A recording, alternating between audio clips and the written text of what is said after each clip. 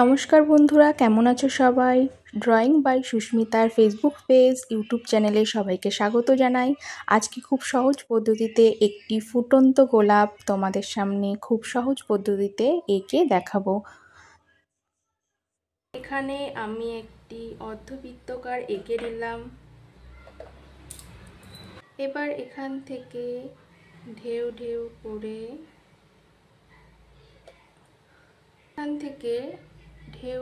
করে এই অবধি এঁকে নেব। এবার এখান থেকে ঢেউ ঢেউ করে আমি এই অবধি এঁকে নেব। এরপরে মাঝে একটি ছোট বৃত্ত আঁকবো।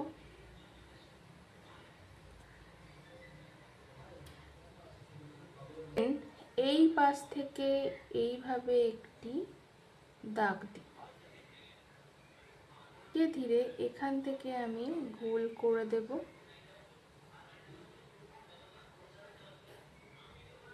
এবার এখান থেকে আমি দুইটা সোজা দাগ টেনে দেব। এখান থেকে এইভাবে আমি পাপড়ি এঁকে দেব। এবার এখান থেকে আমি ঢেউ ঢেউ করে এইখানে লাগিয়ে দেব। নিচে এখান থেকে আমি ঢেউ ঢেউ করে আরেকটি দাগ দিব। এবার আবারও এখান থেকে ঢেউ ঢেউ করে আমি এখানে লাগিয়ে দেব। এবার এখান থেকেও আমি ঢেউ ঢেউ করে এখানে লাগিয়ে দেব। দেখো বন্ধুরা, আমি কিন্তু সহজ পদ্ধতিতে আঁকছি। আবারও এখান থেকে আমি এইভাবে লাগিয়ে দেব। এখানে আরেকটা পাপড়ি আঁকবো। এখানে আরেকটা পাপড়ি আঁকবো। এখানেও আরেকটি পাপড়ি আঁকবো। পাপড়ি আঁকা শেষ বন্ধুরা, ডাল আঁকতে হবে।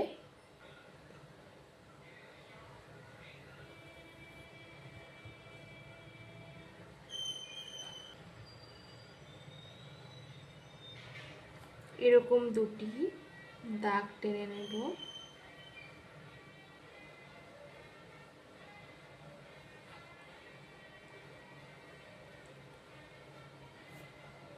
এবার এখান থেকে আমি দুটা দাগ দিয়ে দেব।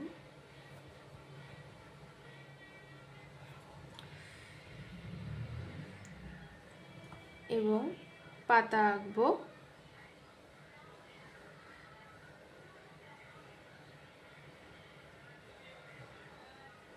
পাতা অনেক সহজ। এভাবে দেখো বন্ধুরা কিভাবে পাতা আঁকতে হয়।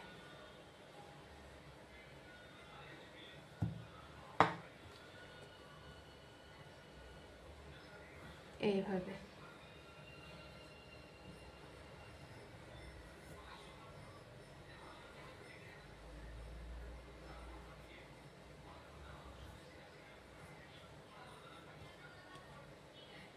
ফুলটাকে আমি লাল কালার করেছি, আর পাতাগুলোকে আর ডালটাকে আমি সবুজ কালার করে দিয়েছি।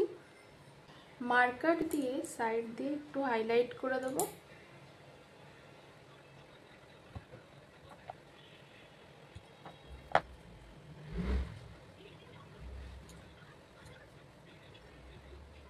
তাহলে বন্ধুরা, আমাদের সহজ এবং সুন্দর একটি গোলাপ আঁকা হয়ে গেছে।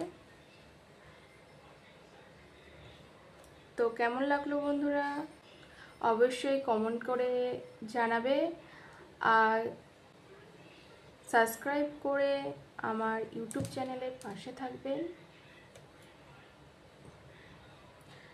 ফেসবুক পেজ ফলো করতে পারেন, ড্রয়িং বাই সুস্মিতা।